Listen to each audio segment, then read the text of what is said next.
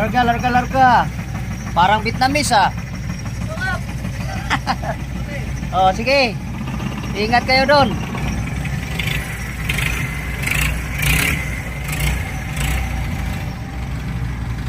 Yun na.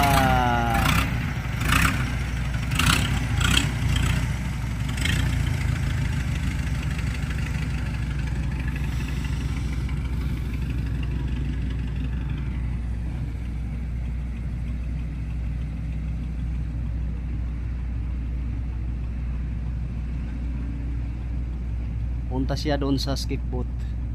Ayan. Yung skip boat na yan at saka yung ponton na sinasabi maliit na barge na may crane, ginagamit yan sa salvaging pa rin. For example, may barko na sumadsa doon sa tabi at hindi na kayang hilain sa tubig, kunwari i-scrap na, yan ang dalhin doon, kargahan ng scrap. Yan yung trabaho ng mini barge na yan na may crane na yan. So, ginagamit yan sa pag may barkong gustong i-scrap. Ganyan, tabing tabi na yan. Siyempre hindi na mabunot mga ganyang lugar. Lapitan nila yan,